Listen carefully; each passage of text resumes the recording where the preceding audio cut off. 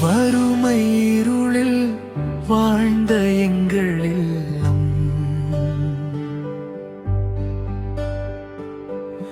நம்பிக்கையின் வெளிச்சம் நீ வந்தாய் தோழா.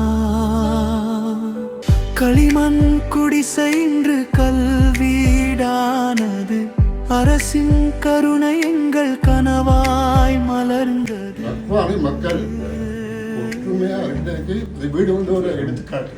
ජාති ભેද කුල ભેද නැතුව දෙයක් හදලා දෙනවා කියන එක වචන කියන්න බෑ, පොතක් ලියන්නත් බෑ. ඒ වාගේ ධර්මයක් තමයි අපි කල්ලා තියෙන්නේ.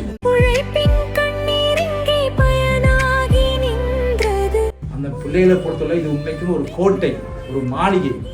எனவே அந்த சந்தோஷத்துல நாங்களும் பங்கு கொள்கிறோம். இதற்கு உழைத்த, இதற்கு பின்னுகின்ற செயல்பட்ட எல்லோருக்கும் ஒரு அமைச்சர் என்ற வகையிலே நான் நன்றி கூறிக்கொள்கின்றேன். என்னோட அரசாங்கத்தினுடைய திட்டமும் இதுதான். இலங்கை திருநாட்டில் எத்தனையோ ஏழைகள் இருக்காங்க வீடு இல்லாம.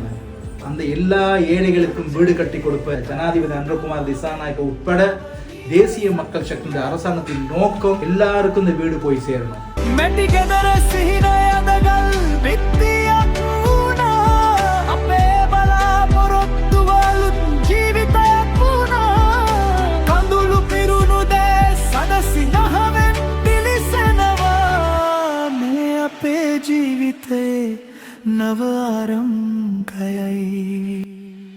ඒක තමයි අපේ රජයේ බලාපොරොත්තු. මේ රටේ ඉපදෙන සියලු දෙනාට අපේ රජයේ වගකීම තියෙනවා බලා ගන්න.